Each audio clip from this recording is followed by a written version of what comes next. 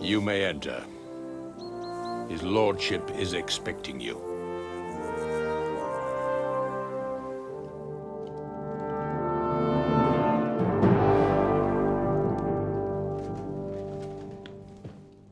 So,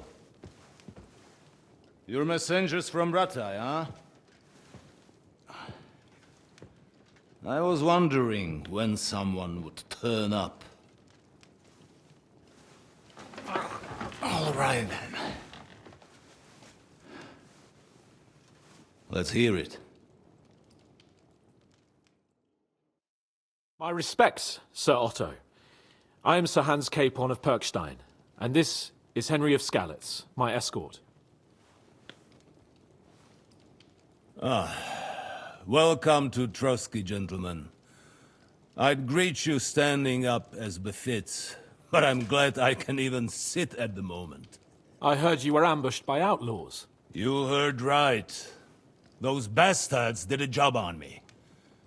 And I got out luckier than most. Almost all the others were killed, including my page and my surgeon. So there is no one here to heal me, and I will have to inform poor Albert's father that his son died in my service. I hope your health will soon be restored, sir. We shall see. But now, you tell me what happened here in Herrgottsnamen. Why did my chamberlain try to hang you, Lord Capon? In truth, the welcome we got from your Master Chamberlain was somewhat... how shall I put it?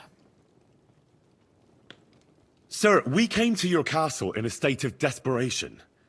Your Chamberlain had the guards empty excrement on my lord's head and beat him without hearing us out. You were still at the castle then, and if he'd let us see you, maybe you wouldn't have left and wouldn't have been ambushed. And if that wasn't enough, when he had Sir Hans arrested, he refused to believe who he was, even though not only I told him, but your Captain Thomas too. I must say you have courage, youngster.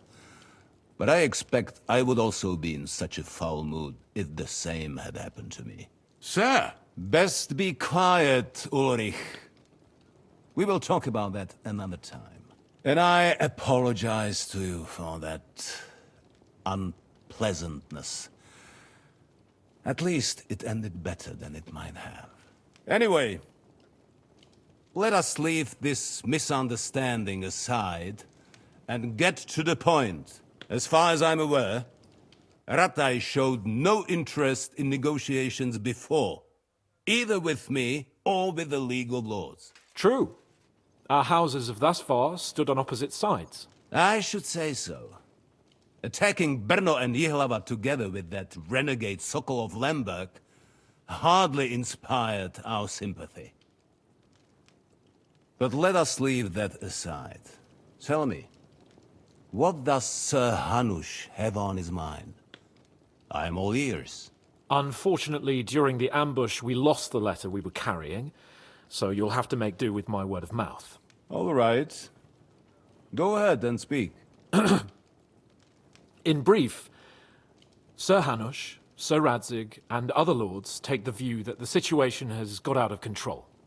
And that's of no benefit to anyone in Bohemia, neither Wenceslas's supporters or the League of Lords. King Sigismund's actions will not lead to instilling greater order than under King Wenceslas. Quite the contrary. Let us say that maybe. What arises from it? Sir Hanush and the other lords on our side are interested in knowing what the stance of the League of Lords is at this moment, and whether they haven't perhaps reevaluated some things. In other words, whether I might betray Sigismund. I wouldn't be so bold as to suggest that, sir.